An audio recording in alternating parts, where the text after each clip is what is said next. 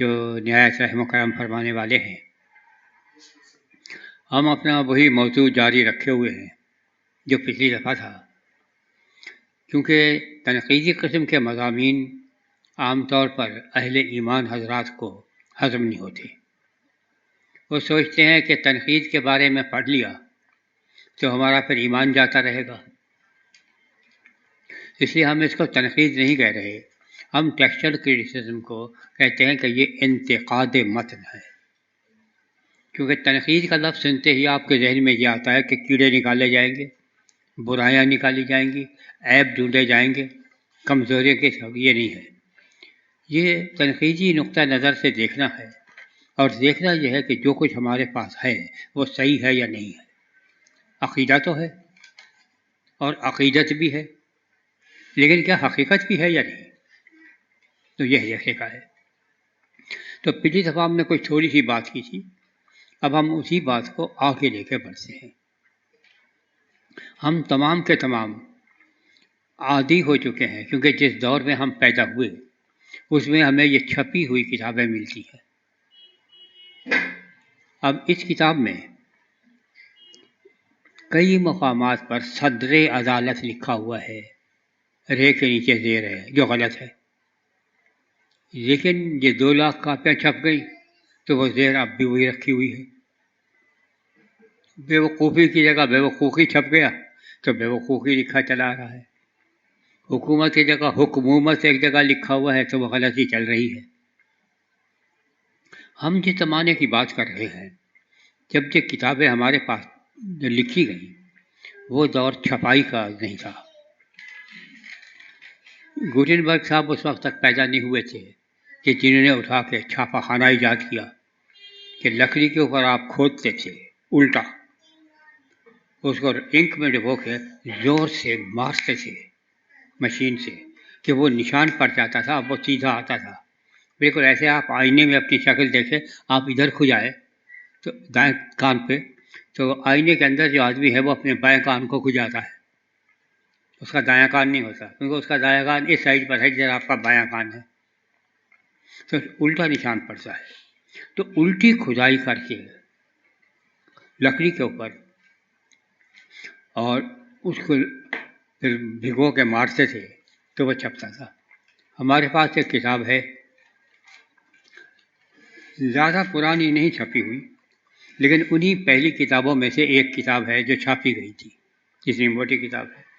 ادھر جو ٹھپے کا نشان پڑا ہے، پچھلے صفحے پہ بھی انک چلی گئی ہے، اس سے اگلے صفحے پہ یہ چلی گئی ہے، لہذا پچھلے صفحے کا پڑھا نہیں جاتا کہ کیا ہے، لیکن یہ اس زمانے میں۔ اس سے پہلے کا زمانہ یہ تھا کہ جب لوگ ہاتھ سے لکھتے تھے۔ اس میں خرابی یہ ہے کہ آپ نے جو ایک دفعہ ایک کاپی بنا لی، پھر آپ نے اس کی فلم تیار کر لی، اب اس فلم سے لاکھوں کروڑوں آپ کاپیاں بنا لیجیے، سب ایک جیسی ہوں گی۔ جب ہاتھ سے لکھا کرتے تھے تو ایک آدمی جو کچھ لکھتا ہے دوسرا آدمی بالکل ویسا کبھی نہیں لکھتا، یہ ممکن ہی نہیں ہے۔ تو ہم یہ دیکھنا چاہتے ہیں کہ یہ غلطیاں کیسے در آتی ہیں۔ انسان کے جسم کے 3 اعضاء ایسے ہیں جو ذمہ دار ہیں ان غلطیوں کے لیے، ایک آنکھ، ایک کان، ایک ہاتھ۔ آنکھ دیکھتی ہے، کان سنتا ہے، ہاتھ لکھتا ہے۔ اگر آپ نے سنا ہی غلط ہماری طرح سے تو آپ لکھیں گے بھی غلط۔ وہ انگریزی میں ایک مثال مشہور ہے کہ 2 بوڑھی خواتین چلی جا رہی تھیں، لکڑی ٹیکستے ہوئے چل رہی ہیں، بوڑھی بوڑھی ہیں، اور تینوں بہری ہو گئی ہیں، تقریباً اونچا سنتی ہیں ہماری طرح سے۔ تو ایک بڑی بی نے کہا I think it is thirsty today۔ دوسری بی کہنے لگی Yes I also feel thirsty۔ اس بیچاری نے تھرسڈے کہا، وہ تھرسڈی میں ہے، تھرسڈی۔ تو آگے تیسری بیوی بولتی ہے Let us go to a bar۔ اب پیاس لگ رہی ہے نا، بیئر پی لیں گے، Let us go to a bar۔ تو دوسری بیوی جب سنتی ہے وہ کہتی ہے No no We don't wait for a car, we just walk. اور پہلی بیوی جو ہے وہ کہتی ہے، وہ واک جو سنا وہ کہتی ہے I am already talking what you are talking about. اب اس کو واک کی جگہ ٹاک سنائی دے رہا. تو پہلی غلطی یہ ہوتی ہے کہ کہا کسی نے کچھ، سنا آپ نے کچھ، لکھا آپ نے کچھ اور. تو آپ کو جو یہ لکھتا ہے کہ اس مسودے میں یہ ہے، اس میں یہ ہے، اگر وہ آدمی بیٹھا ہوا خود لکھ رہا ہے اکیلا، تو اب اس کی آنکھوں کا قصور ہے کہ وہ کس لفظ کو کیا پڑھ جاتی ہے. اگر آپ ایک آدمی کہہ رہا ہے کہ بھئی ایک آدمی کب تک لکھے گا، یہاں پہ 10 آدمی بٹھا دیتے ہیں، ایک بولتا جائے، ڈکٹیشن دیتا جائے، باقی لکھیں. تو جو ڈکٹیشن دے رہے ہیں اگر ان کی طرح ہمارے ساتھ اس کے منہ میں دانت نہیں ہیں تو وہ جو کچھ بولے گا دوسرے ضروری نہیں ہے کہ لوگ صحیح سمجھیں، کیونکہ الفاظ بھی صحیح نہیں نکل رہے. تو جو وہ سن رہے ہیں وہ بیچارے وہ لکھ رہے ہیں، اور جس کی سمجھ میں جو آ رہا ہے وہ لکھ رہا ہے. اگر ان 10 بیٹھے ہوئے آدمیوں میں سے 2-3 بھی بہرے ہوئے تو وہ کچھ کا کچھ لکھیں گے. کسی کی بدنیتی نہیں ہوتی، جان بوجھ کر کسی نے تحریف نہیں کی ہے، لیکن جو سنا آپ نے اس کو لکھا، اور جو سنائی دیا وہ آپ نے لکھا. تو کان دھوکہ کھاتے ہیں، آنکھ دھوکہ کھاتی ہے جب آپ پڑھ رہے ہیں اور لکھا ہوا کچھ ہے اور پڑھتے ہیں آپ کچھ. اب یہ جو آپ نے کھولا ہے اس میں لکھا ہوا ہے کہ میں اپنے اناروں کے رس سے تجھے ممزوج میں پلاتی. اب یہ ممزوج ہمارے قصے کو معلوم نہیں ہے کیا ہوتا ہے. ہم اس کو پڑھتے میں تجھے ممزوج میں پلاتی. تو جو لکھنے والے ہیں وہ بیچارے شاید جو سنا ہے وہ بھی اسی طرح سے ہم جو اٹکے ممزوج، تو وہ لکھے گا ممزوج، جبکہ صحیح لفظ تھا ممزوج. تو چونکہ اس کو سنائی جو دیا ہے ہمارے ہکلانے کی وجہ سے ممزوج، تو اس نے ویسا لکھا. کبھی کبھی بولنے والا تاثر پیدا کرتا ہے. مثلا یہ کہ جب پروردگار عالم نے حضرت موسیٰ سے کہا کہ جاؤ تبلیغ پہ روانہ ہو جاؤ، میں نے کہا میں تو ہکلاتا ہوں، میری زبان ہکلاتی ہے، میں کیسے ہوں. اب مشکل یہ ہے کہ میری زبان ہکلاتی ہے، میں کیسے جاؤں. یہ الفاظ ایسے ہیں جو وہ آدمی ادا کر رہا ہے جس کی زبان ہکلاتی نہیں ہے. اگر ہکلانے کا تاثر ہم دینا چاہ رہے ہیں تو ہم شاید یہ کہیں گے کہ حضرت موسیٰ نے کہا میں جاؤں، تاکہ مم سے آپ کو معلوم ہو کہ یہ ہکلا رہے ہیں. تو اگر ہم نے یہ کہا اور سننے والے نے یہی لکھا میں جاؤں، اور دوسرے نے صرف لکھا کہ میں جاؤں، تو یہ جو آپ کو اختلاف دکھائی دے رہا ہے یہ کانوں کی وجہ سے تھا. آنکھ میں بڑا دلچسپ ہوتا ہے بعض دفعہ کہ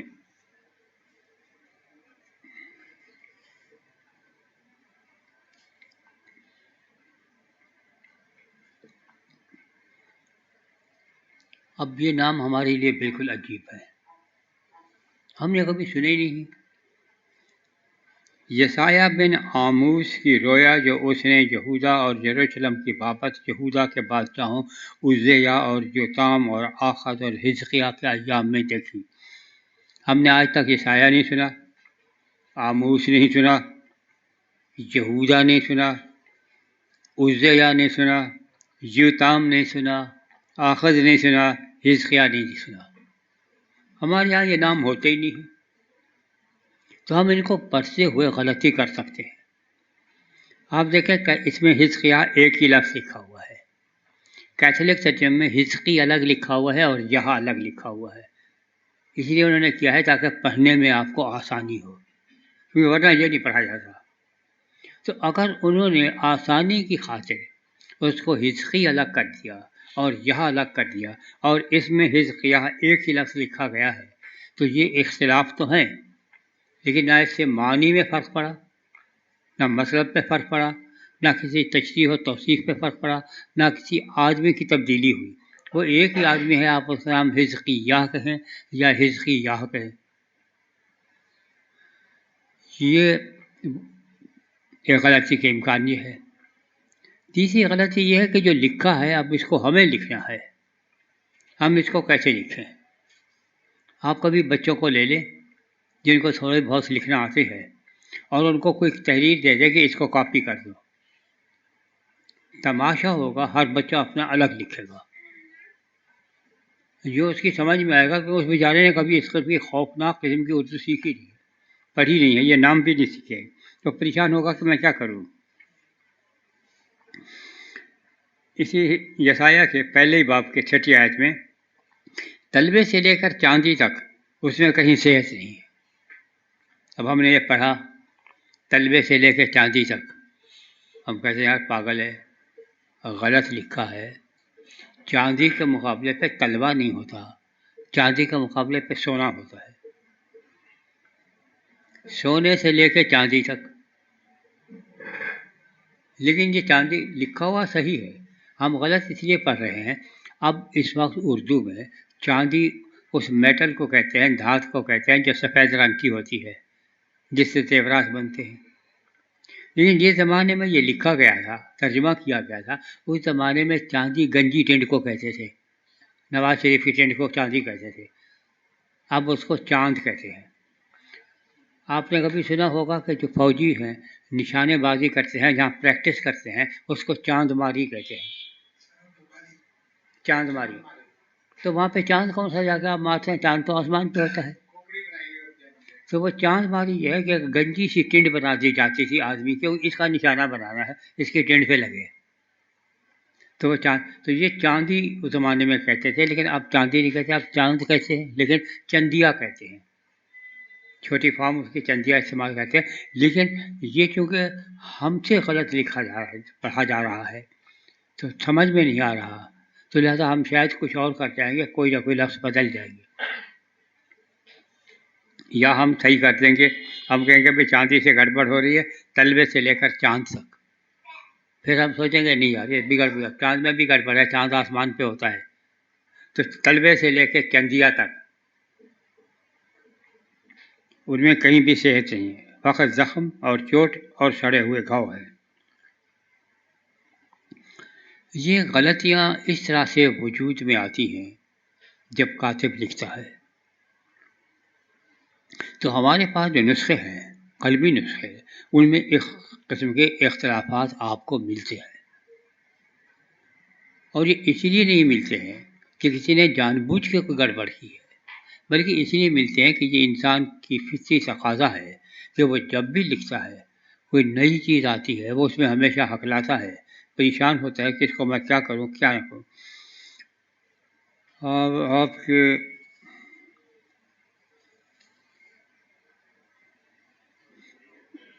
غزل الغزلات کا آخری باب ہے، اے سلیمان تو 1000 لے اور اس کے پھل کے نگہبان 200 پائیں. یہ 1000 کیا لے بھائی، 1000 روپے لے. غزل الغزلات غزل الغزلات 8 اور اللہ آپ کا بھلا کرے 12. میرا پاکستان جو میرا ہی ہے میرے سامنے ہے، اے سلیمان تو 1000 لے اور اس کے پھل کے نگہبان 100 پائیں. اردو سمجھ میں نہیں آ رہی.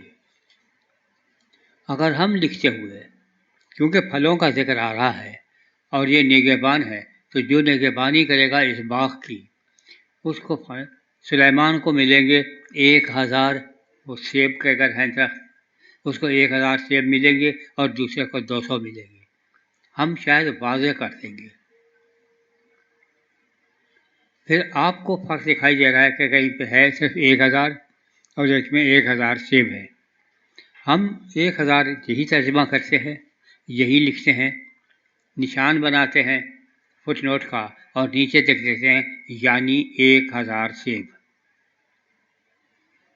منظور صاحب کے پاس نسخہ پہنچتا ہے، یہ اس کو کاپی کرنے کے لیے اس کو دے دیا جاتا ہے. یہ نشان دیکھتے ہیں، نیچے لکھا ہوا ہے یعنی 1000 سیب.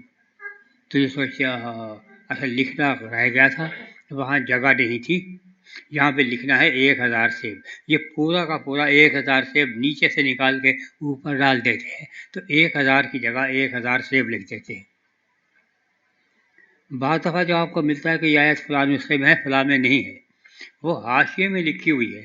اب نقل کرنے والے پر ہے کہ وہ اس حاشیے کی عبارت کو متن کا حصہ سمجھتا ہے یا نہیں سمجھتا۔ اگر وہ سمجھتا ہے تو اٹھا کے ڈال دیتا ہے اور وہ نکال دیتا ہے۔